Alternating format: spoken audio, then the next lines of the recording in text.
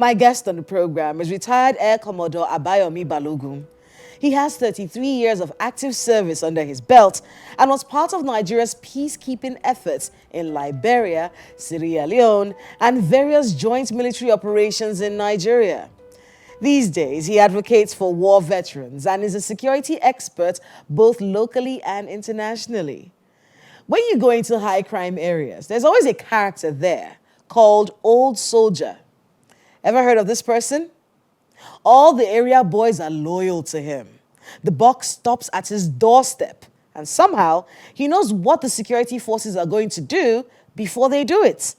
Well, my guest explains how this character came about and why Old Soldier thrives in Shanties.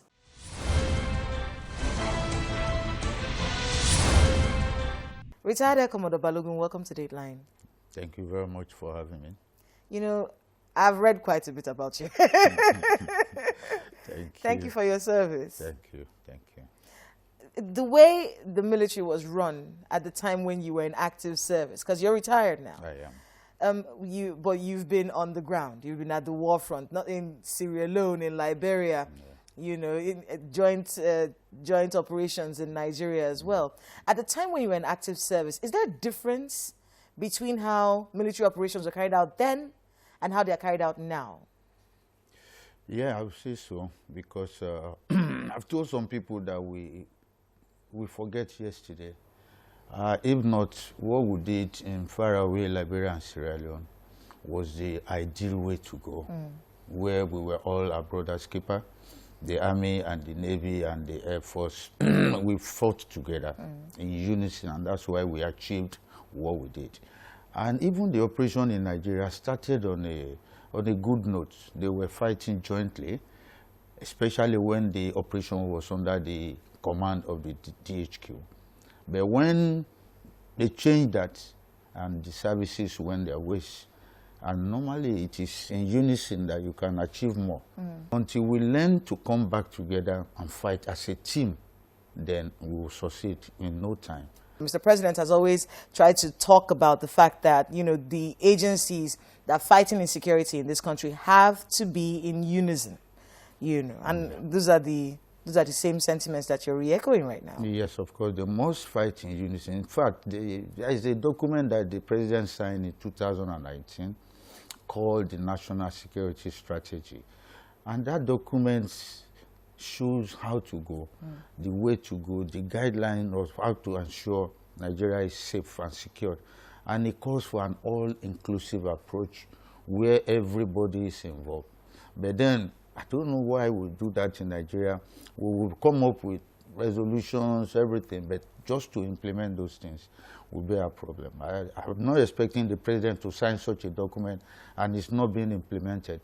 Because if they have enforced it, the military have no other option than to work together. Talk to me about the morale of our operatives at this point. What can we be doing differently to boost their morale? Okay, I will start from Nigerians, the citizens. You have sent these guys to go and defend you, to go and protect you. What have you done for them? Yeah, it's normal because if you want to motivate people to serve you, you must also show them that you care about them. Take, for instance, we are sending a football team, national team, to go and play Brazil. Several people will come up and say, go there, score a goal, and we'll give you $1 million. Win the championship, we'll give you a house, we'll give you whatever. Has anybody promised a soldier going to a destination where he may never return and say, go and come back, we will look after your family in case of eventuality? No, we never say that. We just expect that they must. Yes, soldiers have agreed, we have signed our life. Immediately we join, we sign our death certificates. But then people must continuously be encouraged to do more. So if you say the morale of the troops, yes, sometimes it is low because of what they pass through. But then if you provide other things, it can make up for that. You must have enough equipment. They must be adequately trained. Their emoluments must be paid to them on time. then you expect them to answer you. But if any of those things are missing, then their morale will sink and they cannot perform to the optimum. So it's a collective responsibility that we too must show them that we care. We must show them that we are behind them and will look after their family in case they are no longer there. But we don't do that. So I think we have a role to play as citizens. Shanties are a reality, not just in the nation's capital, in Lagos, around the country. And it's actually, it's a symptom of a deeper problem, which is the fact that it is difficult to survive in many cities in Nigeria, especially in Abuja. So what happens is, because people cannot afford to live in the city center or cannot afford to live in the suburbs, they move into these shanties. Yeah. And these shanties have become a hub for crime and criminality. We're talking about 21 kidnappings in Abuja alone this year. You work with a lot of veterans. I want us to lead up to that. Start with telling me what you think should be done about shanties, because demolishing it, is that the solution? I don't think so. Because there are places you call ungoverned areas. And that's where the bandits are in the north. Ungoverned area where there are no government presence. So those guys are free to do whatever they want to do because government presence was not there. The basic amenities that were supposed to be there from us Nigerians are not there. So those guys become the lord of their territory and they do whatever they like. Now come back to the shanties. Like you said, those are places the low class could afford. So they move in there, which lack government presence, which lack basic amenities. So they remain there.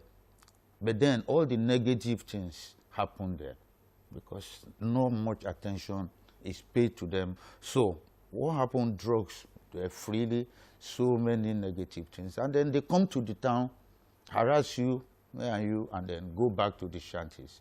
So, like you said, clearing the shanties alone will not solve the problem.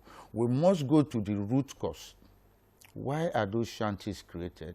They are created by these same people who could not afford to live within us. So how did we create that inequality that will not allow them to live within us? They must travel away to go and stay in such places where nobody is paying attention to them, and then they become lords. Now you went somewhere about out of service. There are different categories of soldiers who have left the service. There are some who left honorably. There are some who were discharged and they will get paid. They will get their gratuity, they will get pension if they were due for pension. But the ones that are becoming a threat to us are the dismissed ones. Once you are dismissed from the service, your families, they are ejected from the barrack. They are not paid anything. So where did they go? They have to go to the shanties. A lot of people are dismissed from service, though. Yes. Because I will say it, we never took our time to look at what happened to the soldier at the battlefront.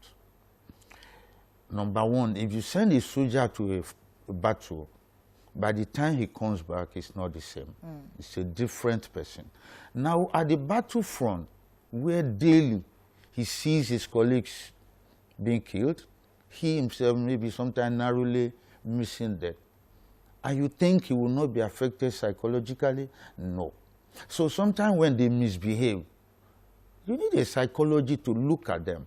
Is this behavior a natural thing or induced by other factors? So if you have a psychologist at the battlefront, there must be. Emotional intelligence must come to play. Look at the man. How does he feel?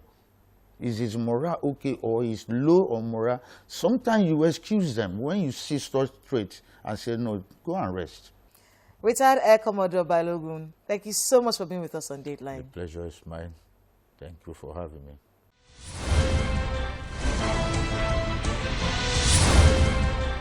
Thanks to my guest and to all of you for tuning into this week's edition of Dateline Abuja. It is Christmas, and yes, a lot of you are traveling or have traveled for the holidays. This is lovely. If your physical presence is not extremely essential in your village or wherever you're traveling to, go virtual. Send video messages. Send money. Organize virtual hangouts. The times are different. Don't put yourself in perilous situations and scream foul when they unravel.